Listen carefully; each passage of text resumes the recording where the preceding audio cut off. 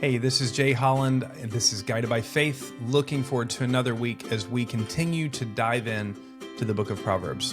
Real quickly, though, on the front end, you maybe heard that Christian parenting little logo thing at the beginning of every podcast I have. You may wonder what that's about.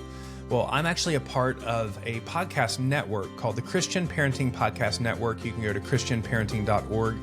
There are all kinds of podcasts there. This one is specifically for teens and young adults. But there's a lot of podcasts if you for marriage, for parenting.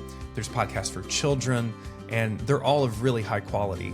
Christian Parenting also helps produce and host this podcast, and so I'm just a big fan, a big partner of them. So specifically, if you're a mom or a dad or a grandparent or somebody further along, you might want to check out christianparenting.org and just see what all that they have to offer for your parenting, your marriage, your walk with Jesus.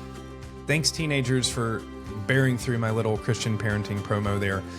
So let's jump into stuff that's relevant for you right now. Proverbs 21, that's what we're on today. Proverbs chapter 21, verse 2. Every way of a man is right in his own eyes, but the Lord weighs the heart. Every way of man is right in his own eyes, but the Lord weighs the heart. You know, as I was reading this and thinking about it, I realized how good we are at convincing ourselves of stuff that's completely obvious to other people is just a sham or a farce. I talked about this last week on an episode. The idea that, you know, you can often easily see something in somebody else that you will convince yourself that you're the exception to the rule. So that's one aspect of this. You know, every way's right in a man, but the Lord weighs his heart. The other is, I am personally guilty, and perhaps you are as well, of doing things that are maybe good things to do, but I'm doing them for the wrong reason. So I'm getting involved in volunteering in this thing. I'm stepping up for this leadership position, but not because I have a heart of service, not because I'm trying to honor the Lord, but because I like the attention. But because for instance, this is kind of wild, but when I was little, I was involved in Awanas, which is like a youth Bible study kids program. It's kind of like Boy Scouts in the church for kids. And we did a lot of Bible memorization. And I was all about Bible memorization, but mostly because I was all about trophies. And they gave trophies at the end of the year, depending on how many Bible verses you had. So it's kind of funny. The Lord used it because I still have a lot of those verses in my life, but my motivations were absolutely J motivations, not Jesus motivations. But I realized that that isn't just a childhood behavior of mine. There are many times in my walk with Jesus that I do things that are truly not for my walk with Jesus, but they're for the attention of others. And Jesus addresses this in the Sermon on the Mount. He talks about giving, he talks about praying, and he talks about fasting. And basically what he says is beware of practicing your righteousness in front of others in order to be seen by them. Okay? So he doesn't say beware of practicing your righteousness in front of others, period. So he's not saying that you should never pray in public. He's not saying that you should never give if anybody finds out. What he's saying is beware of the motivation of your heart. Don't do these things in order to be seen by others.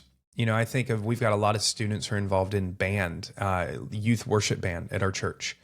And it can be really easy on the front end of I want to play because I want to honor the Lord.